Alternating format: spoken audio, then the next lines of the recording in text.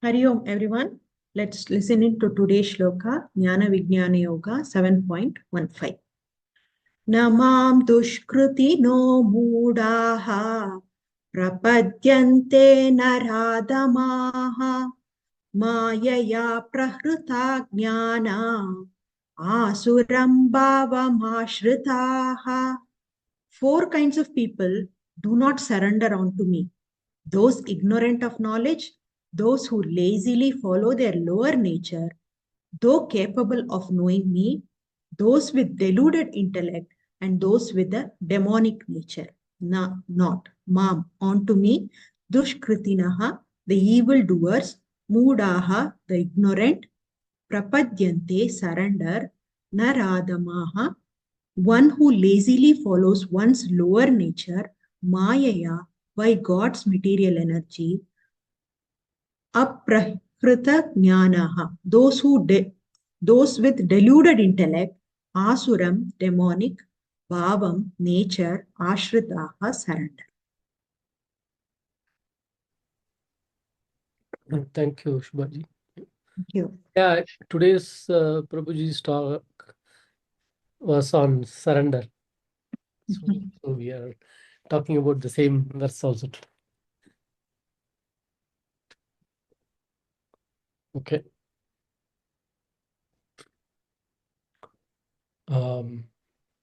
Maybe one of us will start and then we will go to Siyaji. Yes. I'll start. Okay. Yeah.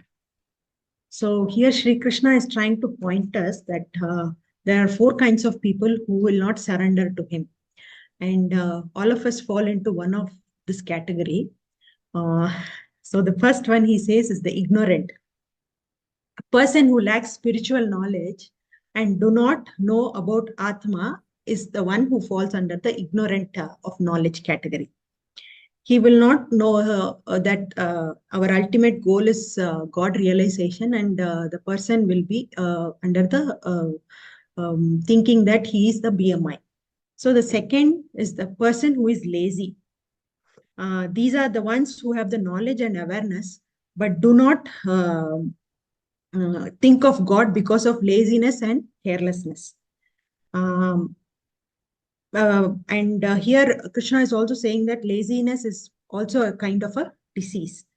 So most of the people fall under this category. I think I also fall under that category. So the third one is the intellect. People who are so proud of their intellect that they are those people who say that I know everything category, and those people will not surrender. And the fourth one he's saying is demonic nature. People who have demonic nature and who are aware of God, but on purpose will not follow God. The case of Duryodhana. So this is what Krishna is trying to say, that these four people will not surrender onto me. Yeah. Thank you. So it brings up the question, why surrender to Krishna?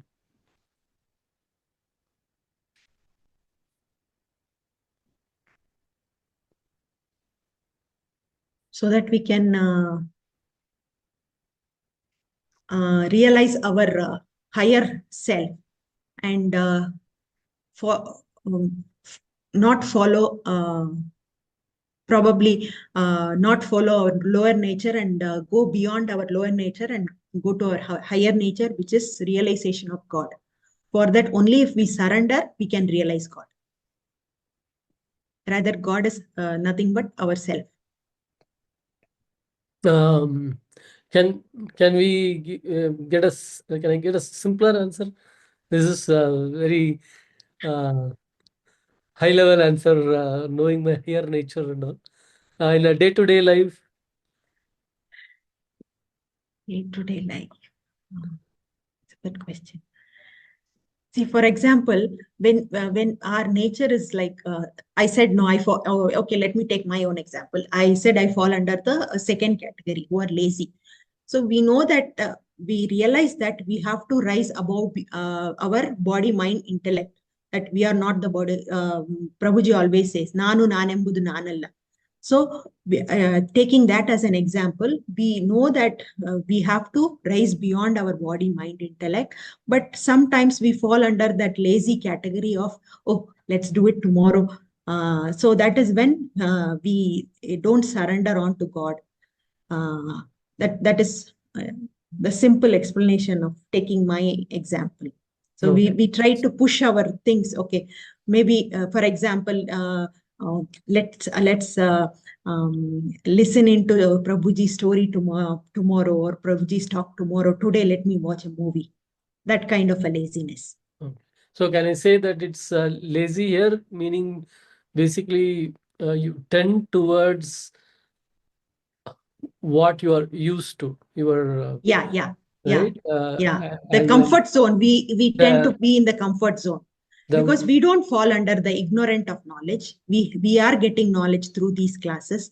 So we don't fall under the category of ignorant of knowledge. We don't fall under demonic nature.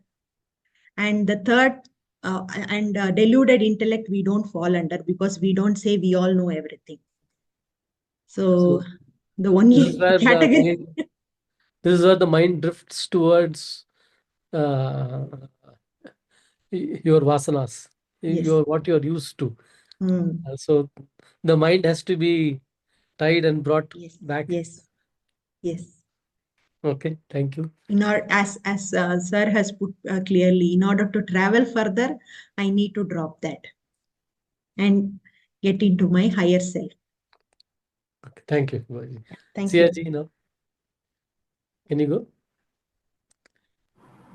So do you understand, or like, I would like to know why surrender, and then like what is Krishna has given, why people usually may not surrender, and like what do you see with yourself?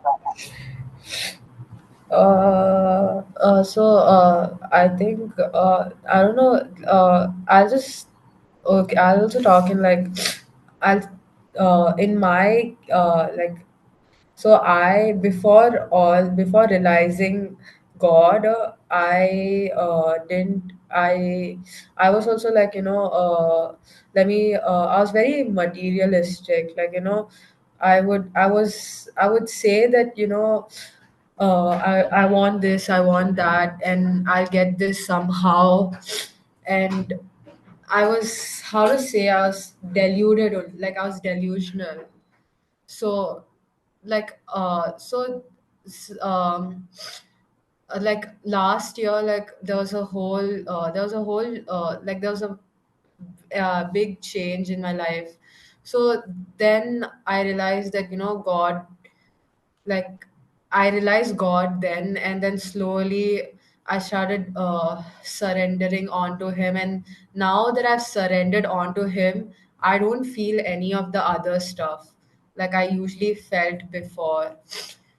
I would feel anger, I would feel hate, I would feel like I was like I would want to fight a lot.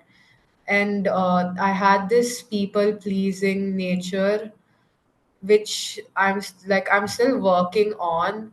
But after going, like surrendering on, like realizing that God is there and I am the form of God, the then all of this does not come in. Like I don't think about all this anymore. I just like I can just go about my day and just realize that, like, I can just live with God around me. Like, so yeah, that is my Nice.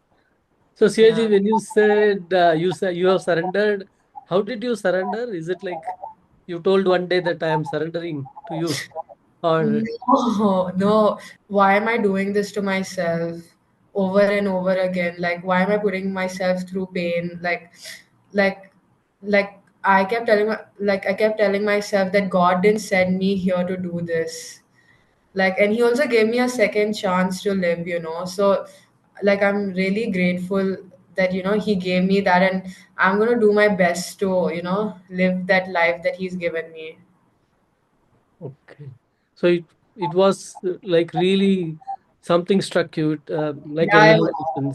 Okay. yeah, it just woke me up. Okay. Okay. That's very strong. Okay. That's, I think, yeah. Yeah, that takes me very closest to what I would say is surrender. Yeah, Good to know, actually. Yeah. Thank you. thank you. So you are very awake then now. Yeah. Every day, every minute. Yeah, every minute. Like it was not like before. Mm. And you keep remembering that uh, this minute you are different than what you used to be, and or like it feels like you are free and you're just doing.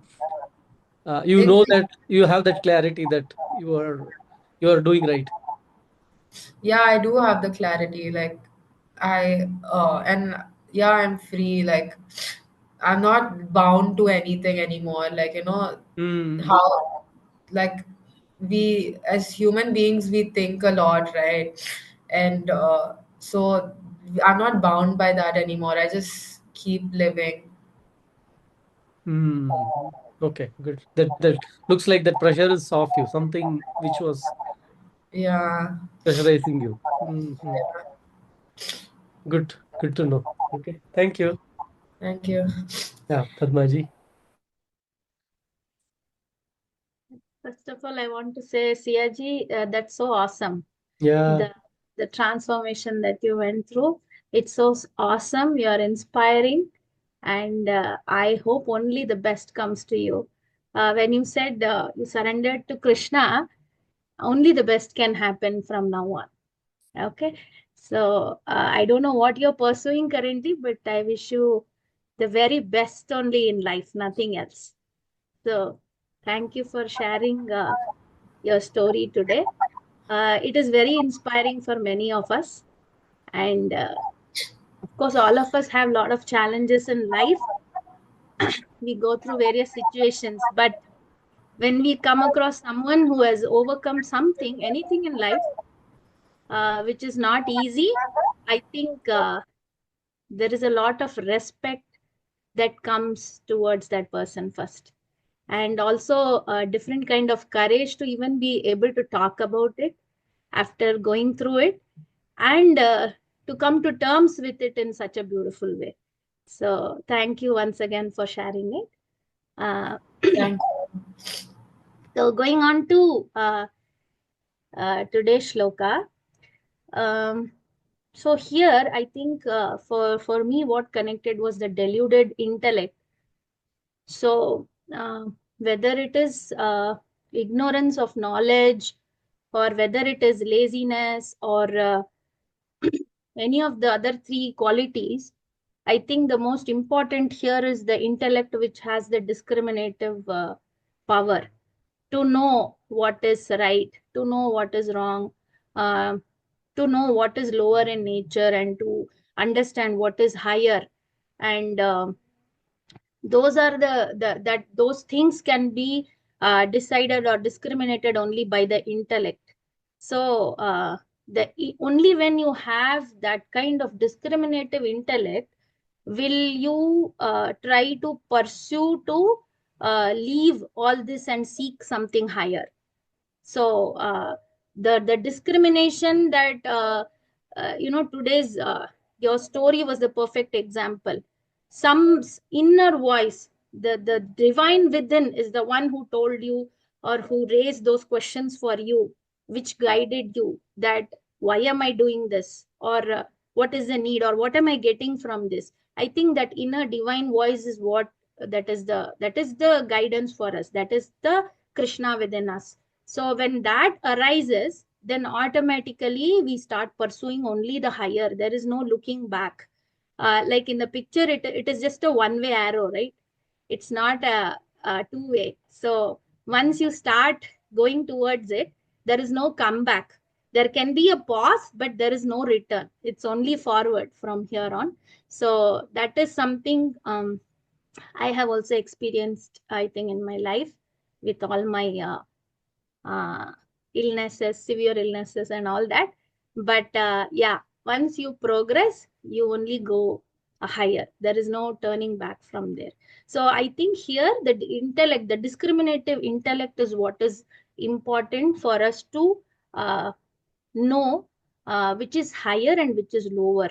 Of course, like you said, and like all of us experience, we go through all these lower emotions every now and then. It keeps resurfacing, the anger, the ego, the hate, the jealousy, and all that.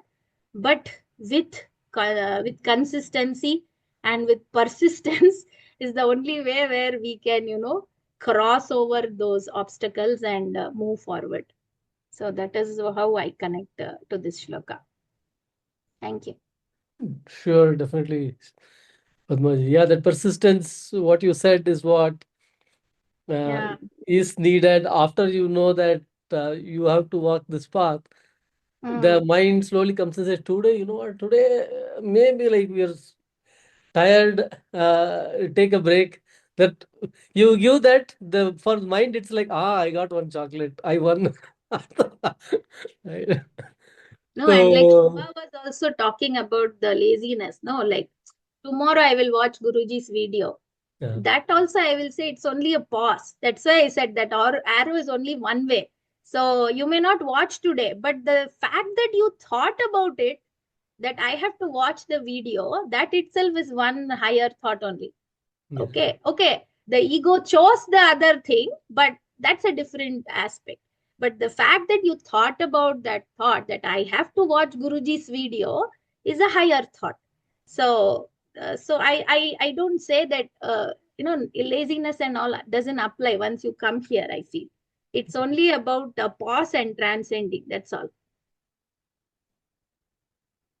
Thank you, Padmaji. So today, Guruji talked about this.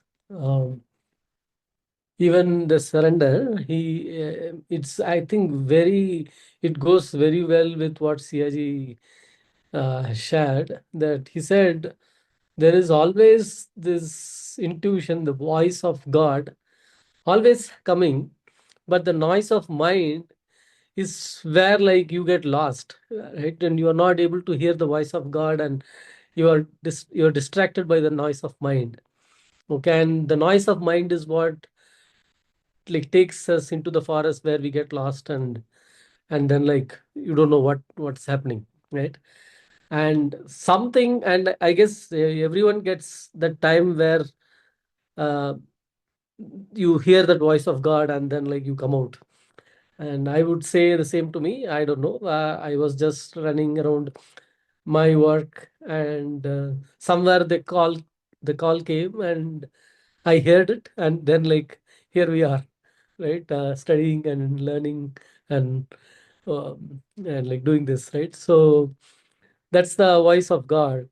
And uh, and he said, he compared this with the ocean, where the top, it's very turbulent, there's a lot of waves, rough waves, compared, like, which I compare to our thoughts in the mind, while deep within, in the ocean floor, it's super silent, calm, very calm. And like it's the other extreme of what you see in the top, right? And that's that calmness is where like we we need to position ourselves where we get to hear that voice of God, right? And like I think once we hear, and I feel like the listener is no more. It's like become one with the divine, and then all the magic happens, because there is no more the doer doing, right? So the whatever has happened, it happens the best way, or what needs to happen. That's it. Magic, right? So yeah, so I feel like yeah, it is. Um, yeah, the surrender is where like one draws the line and like tries to stay away, and which will lead to all sorts of problems, as like uh, in this vastness,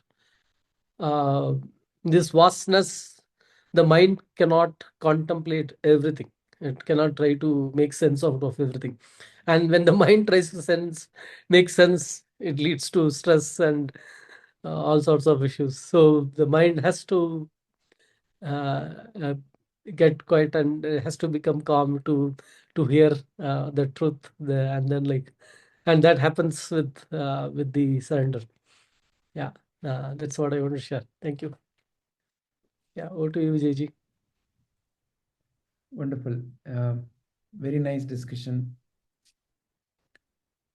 When I say I am surrendering, let's ask the question, who is surrendering and to what or to who one is surrendering?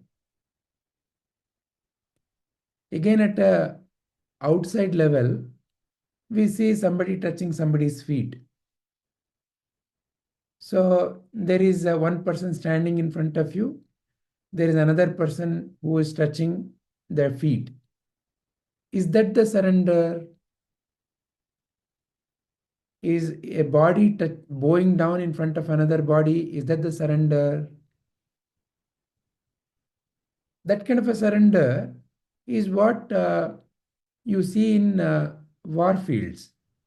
In war field, there is a war between two, let's call them as warring factions, or two teams which are warring, maybe due to whatever reason, Kaurava, Pandava. And through whatever force, one of them wins, then the other one bows down. Is that the surrender?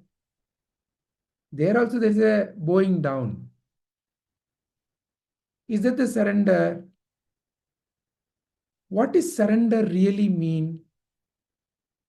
Who is talking about the surrendering? So now, when somebody bows down to another person like that,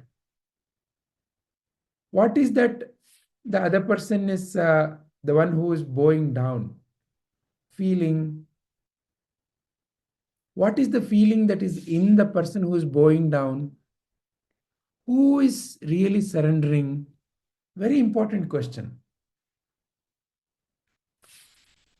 When a body bends down in front of another body, that is simply a movement. It is simply an exercise. It has no meaning. It has no meaning. It is simply a body bending down or body touching. That bending down we do many a times. It could be out of fear. See, in a war, the other team has won out of fear that, oh, they may now take away my life. This other one is bending down. So what is still remaining in the mind of the one who is bending down? Fear. Fear is still there. Or there is a sense of revenge which is saying, I will now somehow make a drama that I'm surrendering, but I will one day come back. I will one day come back and teach you a lesson. That is also a surrender that we can see from outside. But what is remaining in the mind? A sense of revenge, a sense of anger, frustration. I'm lesser, you are more. And I will one day come back and show you how I am more. So fundamentally, when you and I examine what Sri Krishna is pointing at as surrender, he is definitely not talking about the outside manifestation of the surrender.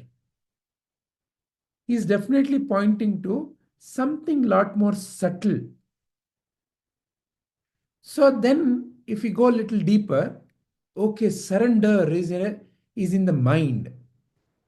Now we enter another realm. Okay, so who is surrendering To who? In the mind. Okay, at least outside, when somebody says, somebody is surrendering to somebody, when you see one body bowing down to another body, oh, there's a body which is clearly visible. But in the mind, what is surrender in the mind? What has to surrender to what? That is where Sri Krishna wants you and me to develop a discernment. What can be called as viveka. So, Saranji, I would like to share a short story. So, would like to share my, yeah. So this story, most of you may know. If you don't, I'll tell again. Who is my husband? So there was this chaddi buddies, okay, Chandragupta, Suryagupta, who grew up together, were very successful, very good traders. So they used to travel together. So they went to, and this is, by the way, happening in long ago. Okay, so don't imagine planes, watches, computers, and all that. Okay, so go long back to the time when no computers were there. So they traveled to another town, and they had some trading business. They completed all that. That day morning, Surya Gupta went to the nearby temple. So he was a great devotee of Devi Ma. He went to Devi Ma's temple, and there he saw that town's most famous trader. His daughter walked into the temple, and she was divine looking. And he thought, oh, if I marry, I would marry her. So he went and spoke to Chandragupta. Chandragupta knew his friend's heart. He said, I will help you. He went and spoke to the father of the girl. And the girl's father, looking at the background of these two, and especially Surya Gupta, who is asking for her hand in marriage, decided, oh, he is the right groom. And because the towns were so apart, again you need to imagine long time back, the culture is not necessarily the same as today. So he decided, okay, I will marry my daughter. So he got her married with all the pomp and luxury. It got married, and he gave lots of gold, silver, and whatnot. And he said, okay, now I'm sending you off. So now the caravan, Surya Gupta, Chandragupta, the newly married bride, all of them are traveling from this town to Surya Gupta's town. And of course, town to town means, there is a jungle. So as they were passing through the jungle, there was a band of bandits. Okay, so and they were very cruel. So not only they would come to snatch away the gold and silver and whatnot, they also would hurt. So today also they came and did that. In their robbery, they chopped the head of Surya Gupta and Chandragupta. And somehow, luckily, this girl escaped. And after some time, when all this commotion ended, she comes back to the spot and finds that both her husband and her husband's friend, their heads are chopped. She's heart broken. But she's a great devotee of Devi Ma, and a very pure soul. So she prays to Devi Ma. And Devi Ma appears and says, okay, what do you want, my child? I'm newly married. My friend, my husband and friend, all of them, are heads are chopped off. Please give their life back. And Devi Ma says, sure. Why don't you put their head back? I will give their life back. So she puts the head, but in her own confusion, she puts the head of Chandragupta to Suryagupta's body, Chandragupta's head to Suryagupta's body. And Devi Ma says, Tathastu, done. And now these two stand up. Now the question, now Bethal is asking this question, remember, Vikram or Bethal? Vikram, who should she marry? Who is her husband?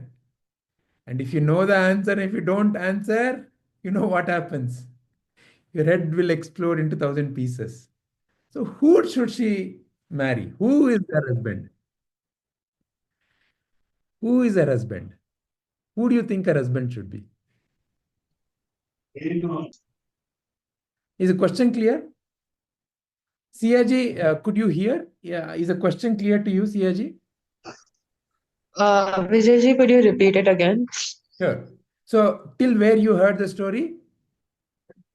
Vijayji, I lost connection like 4 minutes ago, I guess. Okay, all right.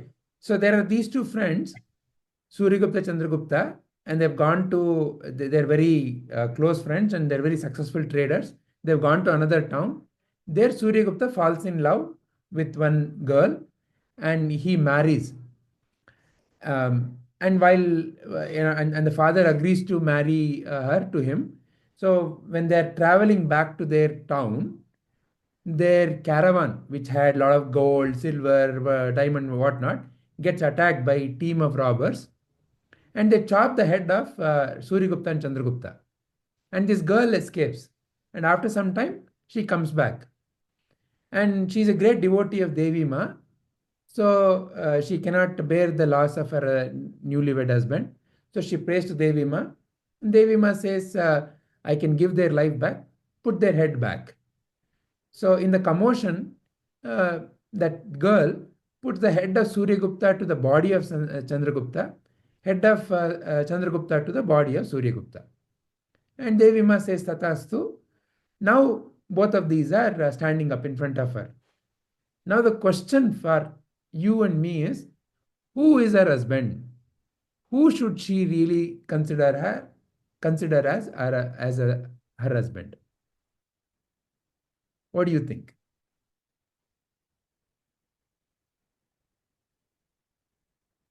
Remember this Beta? Whoever talks like her husband. Huh? Whoever talks like her husband. No, see, there are two people standing in front of her. Somebody with the head of Suryagupta but body of Yeah. Chandragupta. And another one who with reverse, right? Who is her husband?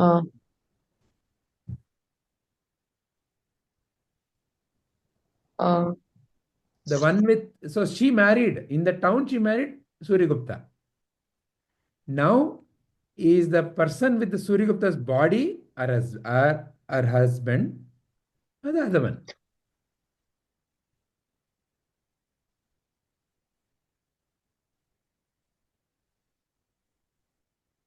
You have to answer. No escape. As she said, she closes her eyes and calls her husband. And whoever responded is her husband. So, okay, let's call out each one of you. Okay, so CAG, who do you think she should be married? Suryagupta's head. Suryagupta's head. And Chandragupta's body. Okay, and why do you say so? Because the body doesn't matter, right? It's like the one you like the how to say the mind and the character. I don't know. You marry like the personality of the person. Okay, that's your viewpoint. Excellent, very good. Sarvananji, your answer?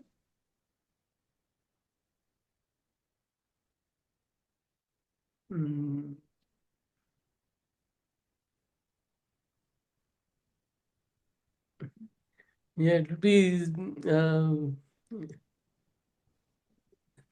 Chandragupta's head. Chandragupta's head. Why do you say so?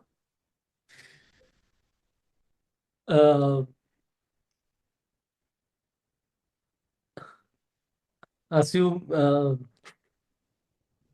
that's the body outside the head does not have the no is only jada, assuming that the mind is running in the head. So what are you saying? Are you saying she should marry Chandragupta's head? The body with Chandragupta's head. The She body. married Chandragupta, right? No, she married Suryagupta. Okay, Suryagupta. Suryagupta's head. The body with Suryagupta's head. Oh, so you are also saying what CAG said. Okay. Okay, all right. Okay. Shubhaji, your answer? Yeah, the head part of Suryagupta. Suryagupta. Mm. Padmaji? Yeah, same. Suryagupta's head. Che. You are going to say Chandragupta. No. Okay. So, But if you want, I can say Chandragupta's head, sir. no, that's okay. So, No, we don't want our heads to be pieces. exploded. So, Betal is happy. Betal is happy because, we say in the body parts, which is the body part we call as Uttama Anga. Uttama Anga is the head. Why? Because that is where most of our memory, at least that is the thinking. Most of our memory and most of our thinking happens there. Yeah. And we tend to associate a person with the face than with the body parts, right? Mm. So therefore, like all of you said, she should marry the person who has the head of Suryagupta. Okay. So now, this is how many of the Vikram Betal stories are. They put you to identify these nuances, right? So through this story, we all now reflected upon a nuance who should be a husband. What do you call that as? Viveka, discernment. Now comes the real question. What is Viveka? Or what is discernment? We keep using the word Viveka. What is Viveka? How do you view, or how would you, each one of you, define Viveka? The knowledge that helps to discriminate what is the right versus wrong, or like. That would be knowledge. But you see, Viveka, you say is as discernment, right? Viveka is not knowledge. Viveka itself is not knowledge. What is Viveka is the question.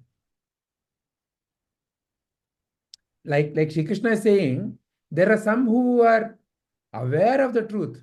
They have heard the truth. But something in them is not yet discerning. Correct? Okay. That You are able to apply the truth. So that aspect is what we are calling as Viveka. Viveka. Correct. So information is there. Its example is, everybody listens to the same physics. But when the exam paper comes, some of them answer correctly, some of them cannot. So there is something that has happened. Correct. So some kind of internalize it. So some kind of an internalization, right? So some kind of a discernment has happened. And that is what you and I are calling as Viveka. So therefore the question I'm raising is, what is Viveka? Yes, Padmaji. Sir, I think it is the intuition. It is there is one voice, inner voice, that is the Viveka, I feel. If I have to put it in words, like I know, inner somehow voice. know. I know it intuitively, I know. But Padmaji, the inner voice is also cluttered by various kinds of vasanas, right? See, at the end of the day, as a simple example, this funny story.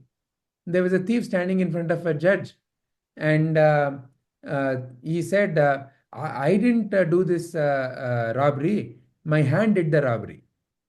So he said, it's written in Bhagavad Gita only that I am not the doer. I didn't do it at all. No, I don't mean it like that. Okay, intuition is the word I can get closest to it, because I feel that your intuition is not colored by your vasanas. It is something more deep. But your intuition, how do you detect that it is intuition versus your vasana? That is Viveka, no? Yeah, but see, for example, somebody may say, okay, I was standing there, and I felt somebody touched my shoulder, and I quickly ran. I knew there was a ghost. My No, intuition told me it is a ghost. no. I think intuition is where the mind is not involved. It is not the faculty of the mind, is what I feel. Like you said, no knowledge, knowledge. I'm not talking about that kind of knowledge. For example, if you're walking on a road and somebody is walking behind you, you don't need to look back to know that. It is something within that can, like, and already you start feeling it, like, okay, somebody is walking in this road other than me. You have that. So that is what I'm talking about when I talk about intuition. It is But that it is is beyond also, the, it is not within the faculty of the mind, I feel, sir. but see that one, no, Padmaji. See now, for example, Because you when feel you, intuition. sorry, why I'm saying is, when you say vasanas, is it not like the function of the mind that this vasanas all come about? See, what is vasana? Something that is already stored as an imprint. And Yeah, it comes yeah, up correct. again and again. If Mm. somebody has a, for example, as a simple example, somebody may be able to smell a particular alcohol from a long distance because they have cultivated that vasana. They have a, you know, you know all these wine tasting people, right? Correct. Yeah. They They smell can and they say it has differentiate. this one, that one, all that. Minute differences they Minute can. differences. You and I may not be able to make out anything. Correct, yeah. Right? So that one is not intuition. That one is discernment.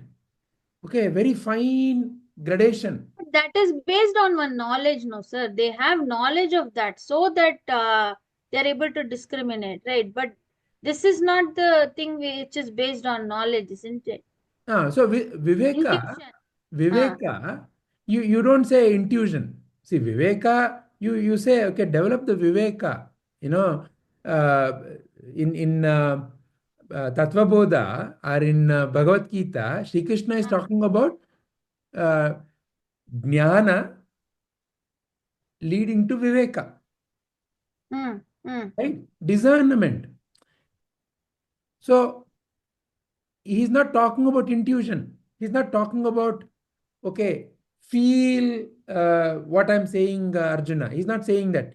He's giving simple, day-to-day relatable explanations that you and I can relate to using our own understanding of life and experience of life. And through that, you and I are able to discern. Right? Yeah, so the universal truth is the jnana that he's giving, right? He's giving. But the ability to discriminate, what you and I call as Viveka, that is not intuition. No, then how else do you like? That is why the question is, what is Viveka? Because I am not able to describe it in words. Like I don't know any other synonym or another way of, okay, yeah. Let's listen to Shubhaji and Siyaji and then come back. Yeah. Shubhaji? No, sir. I was under the knowledge that Viveka is nothing but knowledge to discriminate. Is what I thought so. Knowledge to discriminate, correct. Yeah. It is not the knowledge to discriminate. See, you need knowledge. It's like, for example, you have a knife, okay, and you want to cut. If there is nothing to cut, knife is simply there. What you're cutting, I'm cutting a cake, I'm cutting a paper, okay. So the paper or the cake is knowledge. And that cutting, that knife, how sharp the knife is, that is what Viveka is. Okay. Siyaji, what is your viewpoint? What is Viveka? Vijayji, I don't know what is Viveka. Okay. All right. So let's look at it this way. See, at the end of the day, intellect is where you and I are discriminating. Okay. We are deciding. If I ask you, which of these two fingers is tall? You are using your intellect and you're using your knowledge of length, and looking at it from some particular point, and you're discriminating and saying, see, this must be taller. If I ask you, what color is this versus what color is this, you are able to discriminate. All this decision is happening through your intellect. And what does the intellect operate on? It operates on your memory bank called your chitta, right? In the memory bank, when I ask a question, if no information is there, then your ability to discriminate may not be able to operate. Only when you have gathered knowledge, then can you start using that. When you're using that knowledge, how sharp is your intellect is viveka. So for example, I may have a knife, and the knife may be very blunt knife. Using that blunt knife, if let's say for example, I want to make a very sharp cut in a piece of paper, I may not be able to, because the knife is very blunt. It can still cut, but it cannot cut a object like paper. Maybe if I give a cake, it may be able to cut, where I may not need a very clear, sharp cut. If I have a very blunt knife, if let's say I'm a surgeon and I have to make very thin and very precise cuts in the body, because I'm a surgeon and I need to operate on somebody who's some important organ has to be cut, and I need to remove something, especially as you go deeper inside in the body. If let's say I'm a heart surgeon and I need to make a very clear cut, these are all very minute and precise operations, right? And if I have a blunt knife, if I take my kitchen knife, I will not be able to operate.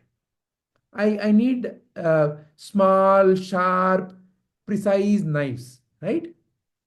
So intellect is like that knife. How sharp the intellect has become is viveka. So, and that kind of a sharpness alone can help you and me to separate the essential from the non-essential. The knowledge is there. See, the knowledge can be given, but can the knowledge be used to separate? Because at the end of the day, recognition of who I am is a recognition process. Recognition means what? I have to be able to clearly separate. Separate what from what? Separate the non-essential from the essential. Separate the changing from the unchanging. To see who I am truly, I have to be able to separate. In other words, what you and I call as wisdom has a certain quality to it. A computer can simply repeat information. That you and I can call as knowledge. But wisdom. So for example, Google Map, based on the knowledge that the programmer has given, can guide. The other day, I read a news article. Apparently, somewhere in Gujarat or somewhere, or maybe in Bihar, I forget the exact, or Uttar Pradesh, I forget the place where it happened. There is a big bridge under construction over a river, and a family in a very foggy condition using the Google Map was driving, and the road was under construction. So the bridge was not complete. So the car fell almost some 60 feet or 80 feet, and all the members in the car died. So like that, the wisdom has a different quality.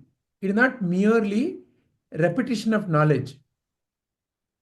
So the ability to use knowledge is also viveka, but it's a fine grading, a discernment, a sharp. That's where we keep using this story of this bird called Hamsa. The bird called Hamsa. What is the quality of the bird called Hamsa? Hamsa, supposedly, if you give a bowl of milk, can separate the milk from the water.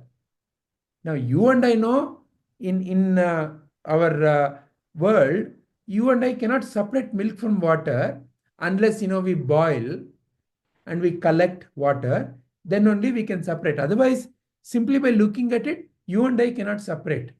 Whereas Hamsa is supposedly able to drink only milk and leave all the water. That is what is said. In other words, that Hamsa is a pointer to that viveka in you and me. So, how does viveka develop? How does the discernment develop? The discernment is your inherent, that viveka, that sharpness is your inherent quality of intellect. It is not something that has to come from outside.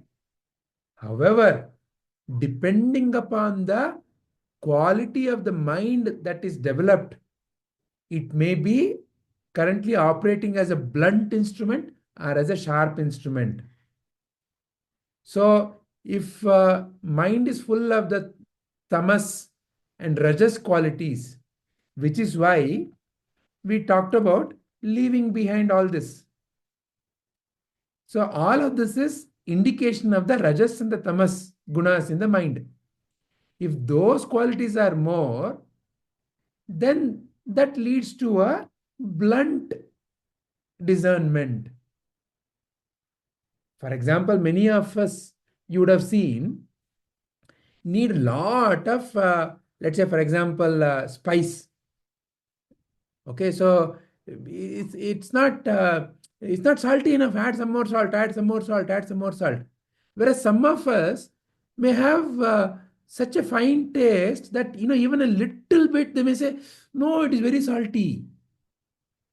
So in a way, you can say that their discernment towards the taste bud is very fine. Likewise, there is a way to look at life in a very gross way and in a very subtle way. So more the mind is rajasic and tamasic, it can only operate at gross levels. The tendency may be to listen to loud music, very soft and Carnatic classical or Hindustani classical may feel like, I'm feeling bored, I want to sleep. Why? Because the movements are very subtle in classical music. Whereas a loud music is duck, duck, duck, duck, duck, duck, duck, duck. Same thing. There is not much discernment needed. You don't have to use. It's as if like, you're a drunk person. A drunk person has lost that ability to discern. That's why he usually gets into all kinds of accidents. Whereas an awake and aware person is able to discern many fine things, right? So similarly, viveka is developing that discernment towards essential and non-essential aspects of life. So that can happen only when I start creating sattvic qualities in my mind. And only in that mind, the fundamental question about who is the one who's surrendering and what do I need to surrender? Because it's a very important question. Surrender. We all use the word surrender. But who is the one who's saying, I want to surrender? Who's saying, I want to surrender?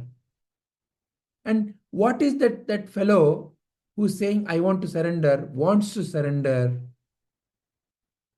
What is that I want to surrender.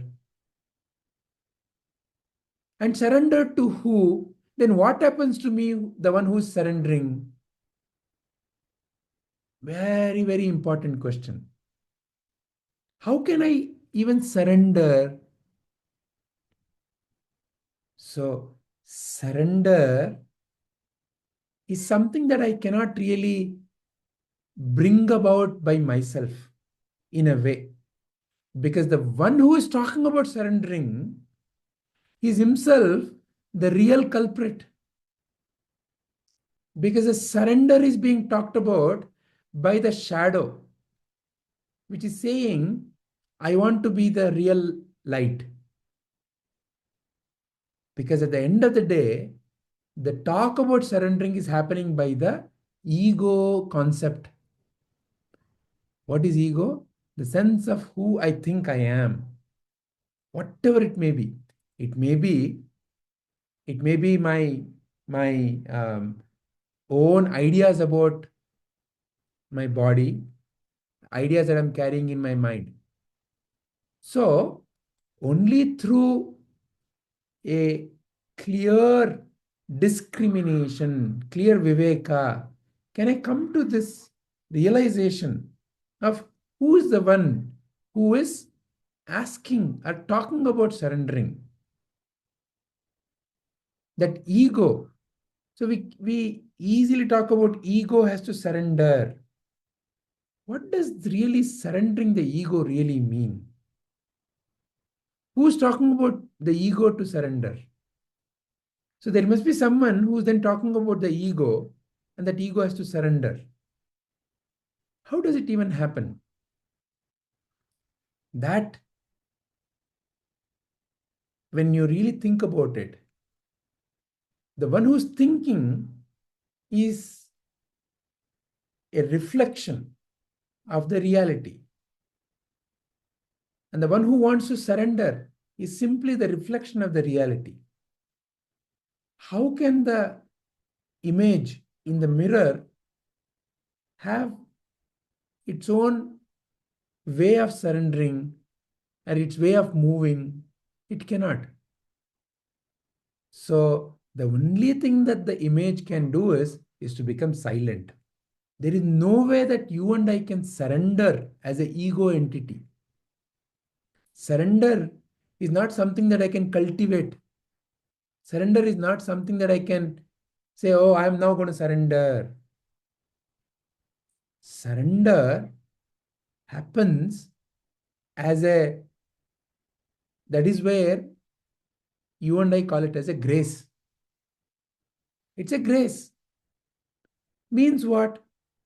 The situation of life brings you to a point where the constantly operating intellect, which is constantly dividing, which is constantly saying, I want to do this, I don't want to do this, I want to surrender, I don't want to surrender, all that has to stop. That has to stop. Only in that stopping, sarva dharman parityajya māmekam sharanam vraja. So it's a very magical, mystical, in a way, phenomena. But simply, it is essentially that ego has decided to accept the defeat. Because there is nowhere as a ego concept that I can imagine what surrender is. Because the one who is trying to surrender is itself the culprit. So that ego entity, that thinking entity, who I think I am, has to come to a standstill. So in other words, if you and I think in terms of what is ignorance, see, we can talk about ignorance, but there is no way to talk about the truth. So by realizing what all is ignorance, fundamentally, my ego concept is the ignorance. Fundamentally, my own idea about who I think I am is causing all this delusion. And for that, I need to definitely develop a sattvic quality of the mind so that the mind can discern clearly that fundamentally it is this ego which is causing all this drama. And the only way to become free is to simply be silent. There is nothing that can be done to surrender.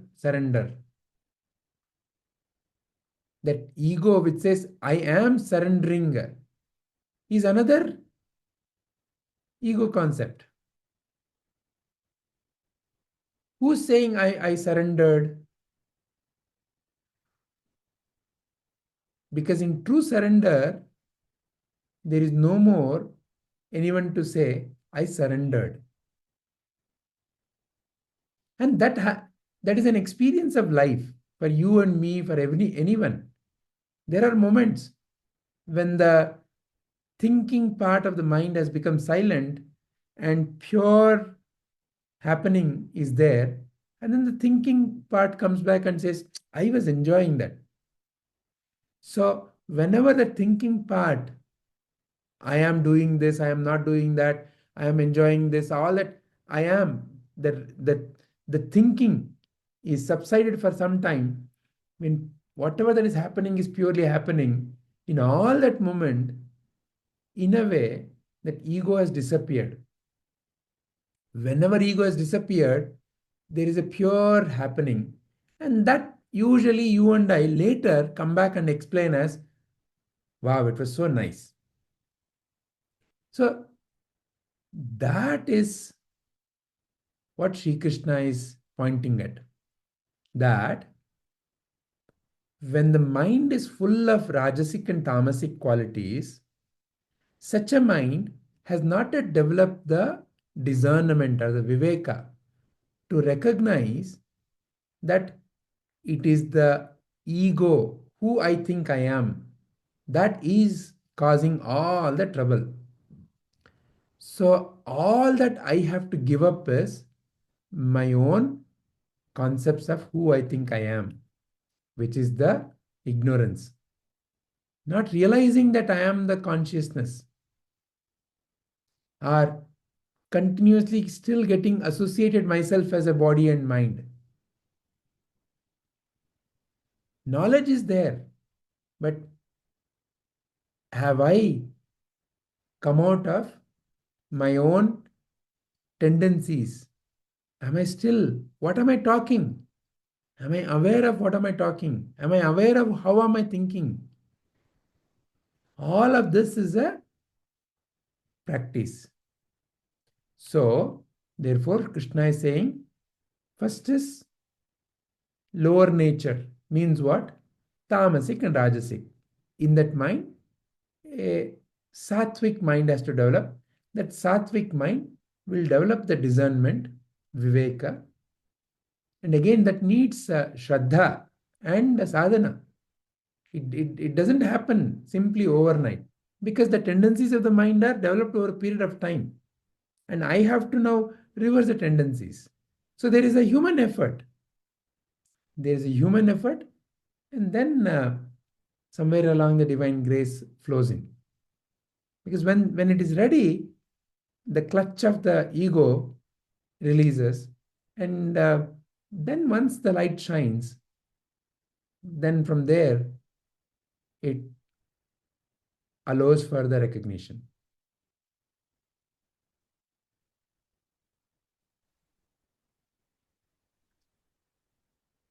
Yep.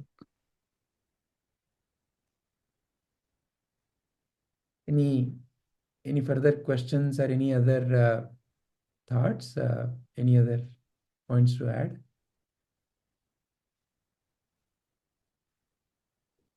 So, yeah, just going back to that question on Viveka, it's we're talking about the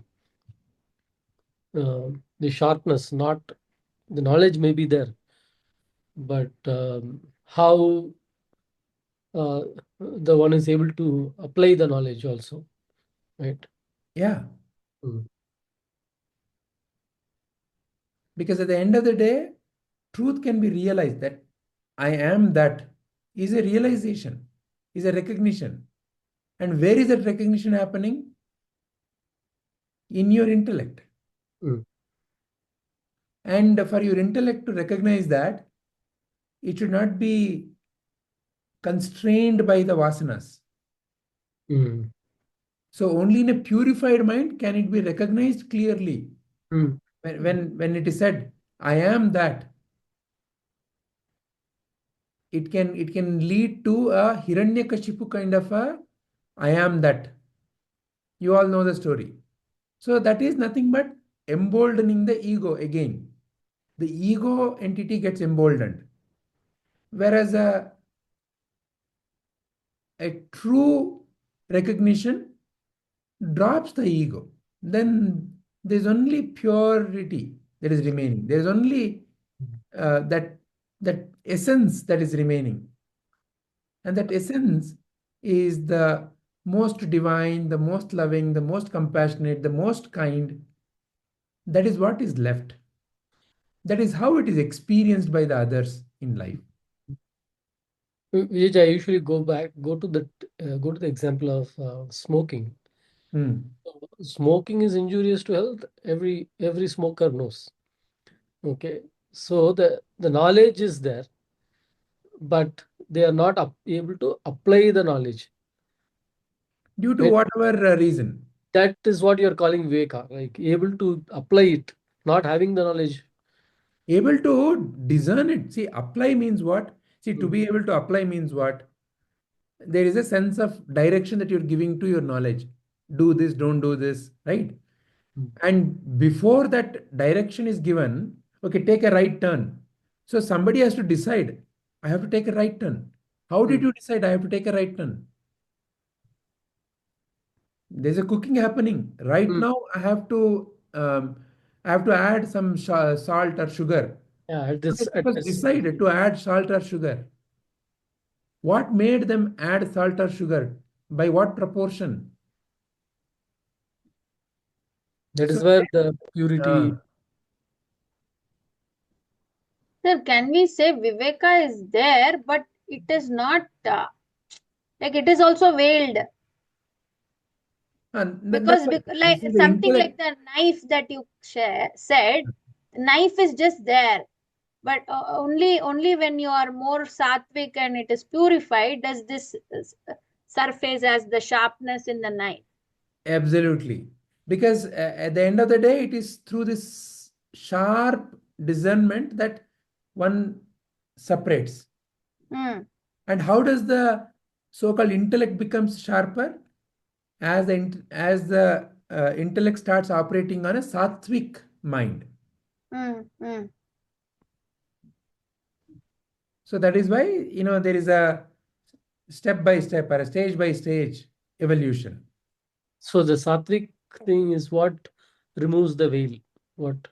Sattvic mind allows for the intellect or the viveka to operate without the clutches of the vasanas. To prevail. And only then that I am beyond the rajo, sattva, and that I am beyond the three qualities of the mind. That I am not the body, I am not the mind. That has to be recognized. And that recognition requires, again, the recognition can happen only through the body and the mind only. In this instrument only that recognition is happening. And for this instrument to recognize that, the mind has to be silent, sattvic, pure.